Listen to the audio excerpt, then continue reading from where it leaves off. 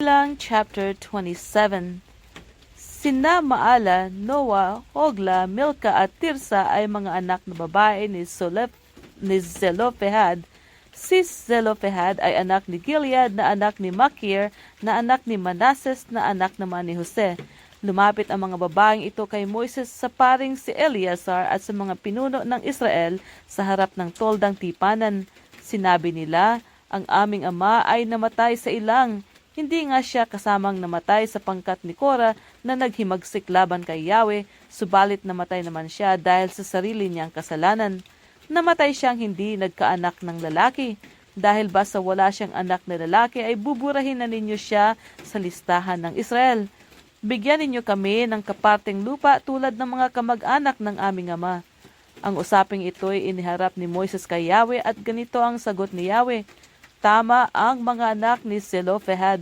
Dapat magkaroon ng kaparte ang kanilang ama. Ang mana niya ay ibigay mo sa kanyang mga anak. At sabihin mo sa mga Israelita na kapag ang isang tao ay namatay na walang anak na lalaki, ang mana niya ay ibibigay sa mga anak na babae. Kung wala ring anak na babae, ang kaparte niya ay ibibigay sa kanyang mga kapatid. Kung wala siyang kapatid na lalaki, ay ibibigay sa kanyang mga tiyo. At kung wala pa rin siyang tiyo, ang mana ay ibibigay sa pinakamalapit niyang kamag-anak. Ito ay mananatiling tuntunin sa Israel. Akong si Yahweh ang nagtakda nito bilang kautusan at tuntuning susundin ninyo.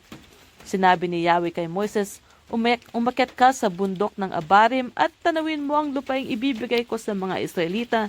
Pagkatapos mamamatay ka na. Makakapiling mo na ang iyong mga yumaong magulang tulad ng nangyari kay Aaron na iyong kapatid. Sumuway ka rin sa akin sa ilang ng Zin nang maghimagsik sa akin ang buong sambayanan doon sa Meriba. Hindi mo pinakita sa mga Israelita doon sa may bukal na ako ay banal. Ito ang bukal doon sa Meriba sa Kades na nasa ilang ng Zin. Sinabi ni Moises, hinihiling ko Yahweh, Diyos na bukal ng buhay, na pumili kayo ng isang taong mangunguna sa Israel upang ang iyong sambayanan ay hindi matulad sa mga tupang walang pastol. Sinabi ni Yahweh kay Moises, ipatawag mo si Josue na anak ni Nun, siya ay may natatanging kakayahan. Ipatong mo sa kanya ang iyong mga kamay. Patayuin mo siya sa harapan ng paring si Eleazar at ng buong Israel at do'y ipahayag mo siya bilang iyong kalili. Bigyan mo siya ng iyong kapangyarihan upang sundin siya ng buong Israel.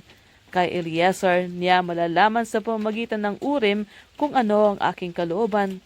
Kung ano ang sabihin ni Eleazar ay susundin ng buong kapulungan. Sinunod ni Moises ang lahat ng sinabi ni Yahweh. Ipinatawag nga niya si Josue, pinatayo sa harapan ni Eleazar at ng buong bayan. Pagkatapos pinatong niya rito ang kanyang mga kamay at ipinahayag na kahalili niya.